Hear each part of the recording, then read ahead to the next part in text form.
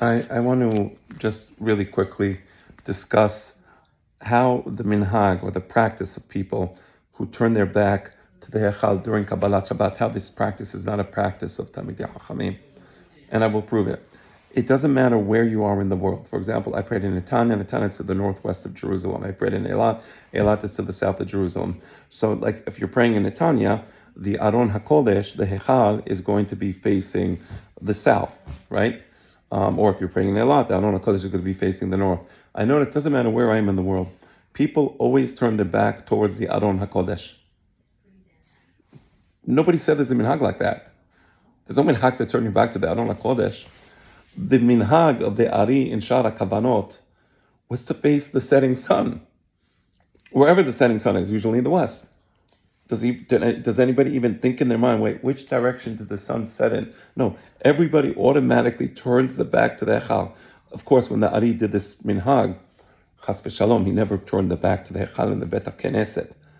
I mean, to even think that in your mind is sacrilegious. To say that about the Ari HaKadosh, that in the Bet HaKnesset he would dare turn his back to the Hekhal and pray in the direction with his back toward the Hekhal. Of course not. That would never happen. But it doesn't matter. The point is, this indicates that this is not a minhag of Talmidei Hakhamim. When Talmidei Hakhamim institute a minhag, they give it clear criteria.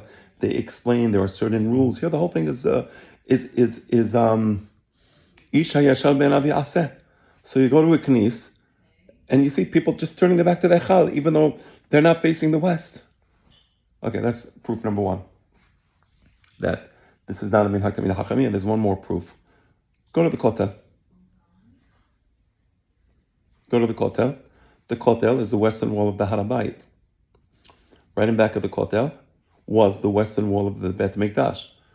Right there today is the place of Even HaShetiyah, Kodesh HaKodashim, the holiest place to Am Yisrael. Now, Harav Odeya Yosef wrote a Pesach, which respectfully I disagree with, but it doesn't matter. Kevodo b'mkom hamonach. Of course, I can disagree with him. I can still love him and respect him. And the idea of the Pesach was, yes, it's forbidden to turn your back to the Sefer Torah, but if the Sefer Torah is below 10 tefachim, you can turn your back to the Sefer Torah above 10 tefachim. I'm sorry, Mechila. You can turn your back to the Sefer Torah. Mechila, that's not the issue. The issue is not whether you can or can't turn your back to the Sefer Torah. That misses the point. The point is when you're praying, which direction do you pray in? Okay, that's the point, but it doesn't matter. I'm not here to argue with the Pesach of Harav Odeya Yosef in Yehavedat on this particular issue, where he tries to justify the minhag of turning the back to the Hekhal. But I want to ask a question. Let's say you accept the Pesach of Yehavedat. Yes, Sefer Torah is above 10 tefachim, and therefore you can turn your back to the Sefer Torah. Let's say you accept that. And the Kotel? And the Kodesh HaKodashim? You're allowed to turn your back. You're facing the Kodesh HaKodashim for Mincha, but then comes Kabbalat Shabbat, the sun is setting, you turn your back to the Kodesh HaKodashim. Mishama kazot. Like, go to the Kotel today. You see everybody turns their back to the Kotel. Sacrilegious.